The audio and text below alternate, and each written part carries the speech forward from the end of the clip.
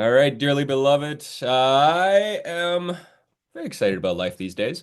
Um, I woke up this morning, must have been about 5 a.m., to do some early morning writing, something I've been getting into and doing my other routines later in the day and just kind of starting the day with a cup of coffee and some reflections. And I have found myself in the last week or so. I don't know if it's the global climate, the political climate, the business climate, the economic climate, or whatever, but I find myself dishing out this particular little bit of advice multiple times per week in the last little bit.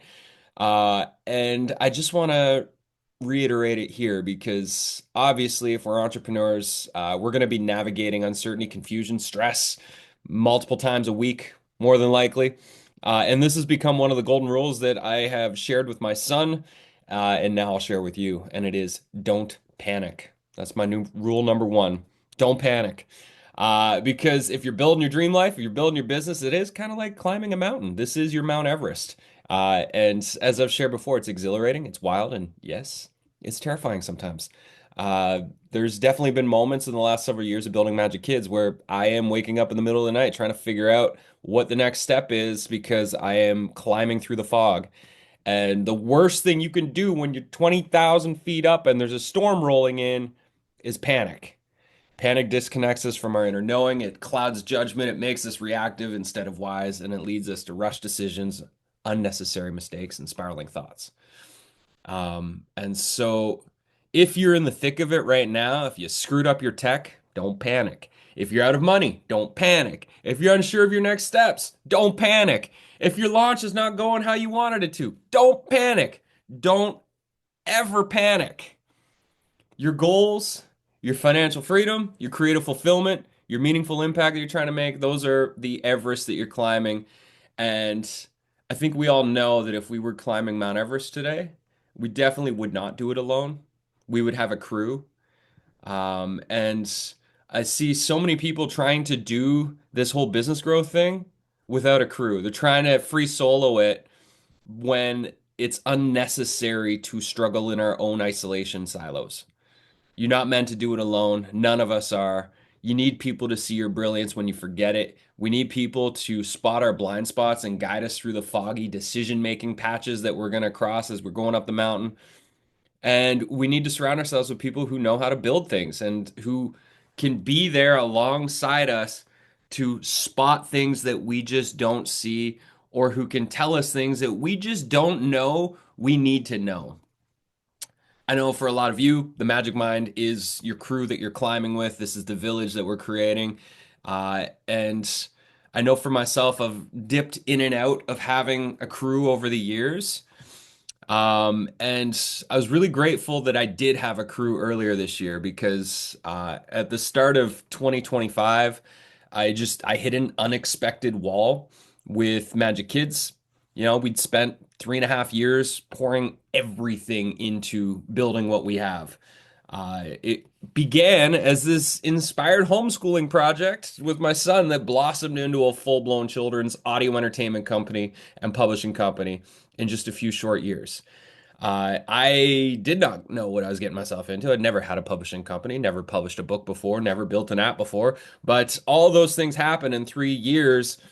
50 plus movie for the ears, audio stories, curriculum with every story, 800 plus licensed songs, 100 plus artists on our payroll, 18 illustrated books, imagination meditations, 31 comedy commercials produced, half a dozen licensing deals closed with another dozen on the go right now.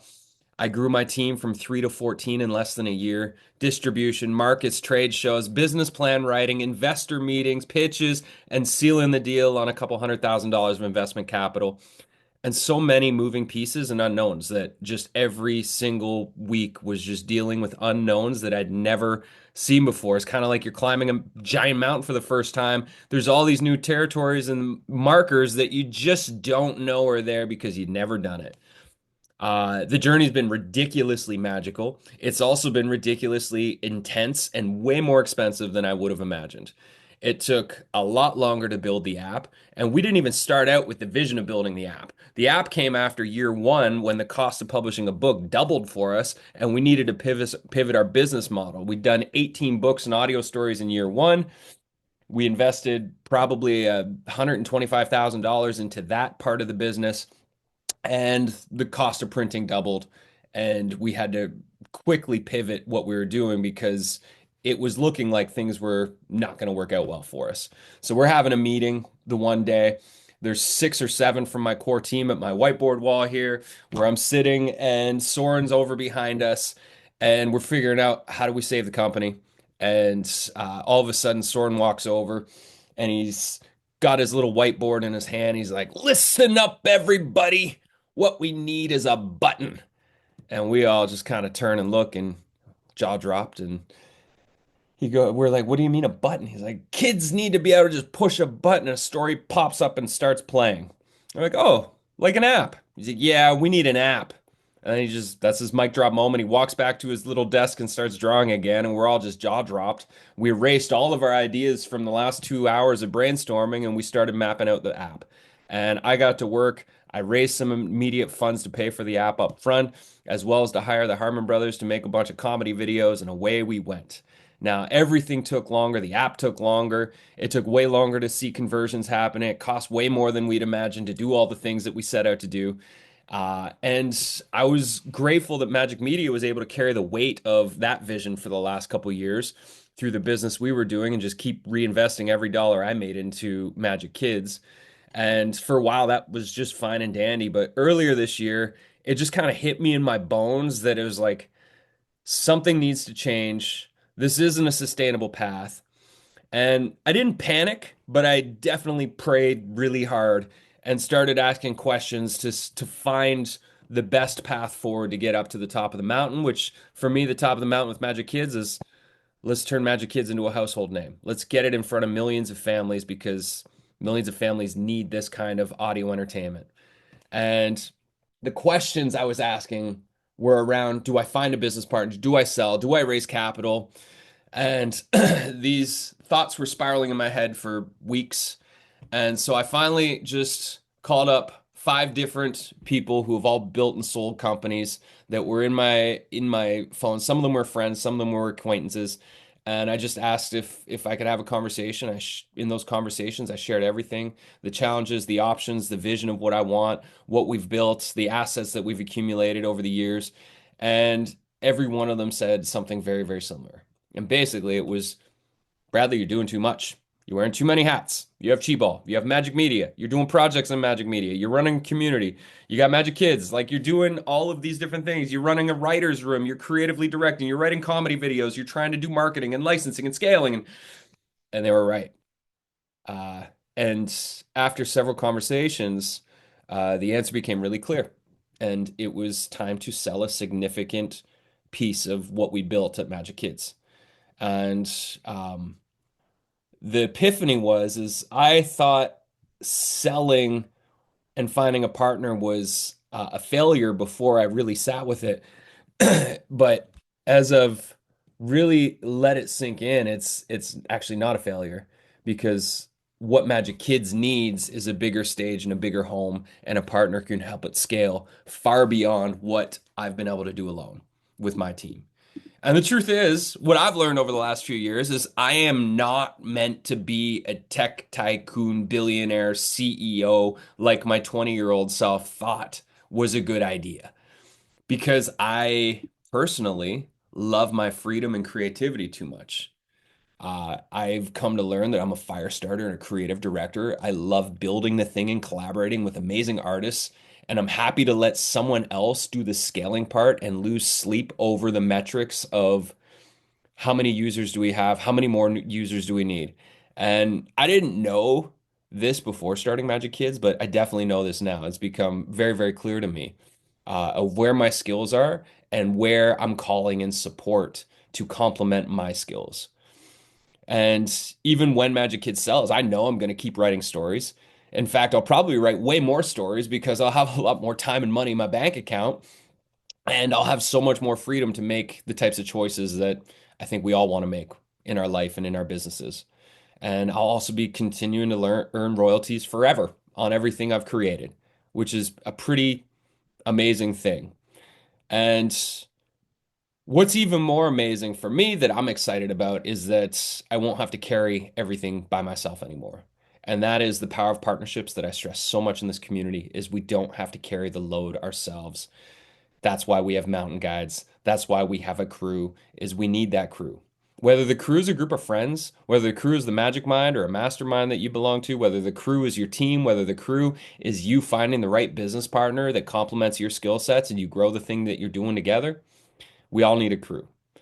And I'm grateful that the clarity that I've received in the last few months here didn't come through exhaustion. It came through asking for valuable, timely support from people I could count on. And so one thing to just remember is when the pressure mounts, there's something that I always remind myself of.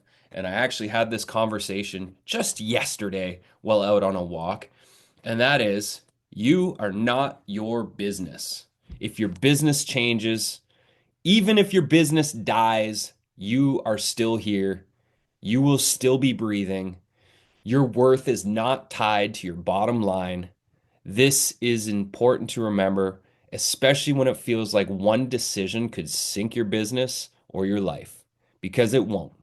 So, in those moments where you could potentially panic, take a breath, zoom out, let go of the panic, and ask, what's really being asked of me here? Because I didn't voluntarily decide that it was a good idea to sell Magic Kids. There was a mounting pressure, and then the pressure became so much that I started to ask better questions. And I think it's important to surround ourselves with great people that we can trust so that we don't have to let the pressure start to bog us down, so we can get to those answers that we're seeking way sooner than if we just kind of waited out for something to shift. And so I'm grateful I didn't try and muscle through that moment alone and that I asked for help and that I called on people who could help me solve it. And they didn't solve it by telling me what to do. What they did was witness me, ask me thoughtful questions, and reflect back the truth of what I was ready to hear in that moment. And that's what I believe makes the climb doable. That's what makes someone a great coach, ally, or friend. And I think we all need people to climb with because doing it alone sucks. It really does. And so to finish today's little sermon and storytelling, um, I have three self-reflection prompts for when you're feeling the panic. And maybe this is a moment of panic for you. And if it's not, then you could save these for a later date. But if you're in that moment of mounting pressure, here's three questions. One, what would I do right now if I wasn't afraid? Two, who could I ask for help or insight from right now? And three, is this situation calling me to grow, let go, or pivot? And some of those might be answers that you could solve yourself. Some of those might be answers that you really need to ask somebody else for support. So there's the three questions in the chat. And I'm just going to give you a couple minutes to sit with those just in case there is any part of your life or your business that you are in one of those stress responses and you could potentially be panicking. And just see what comes up as you go through those questions as far as answers go. Um, because this mountain climb that we're all doing with our businesses, with our lives, this is a never-ending journey. And when we take the time to stop to appreciate how far we've come, appreciate what we've built, what we have as talents, who we have surrounding us, we can find the strength and the perseverance to continue on with wisdom rather than fear and panic in our system. So take a few moments and then we can do some sharing.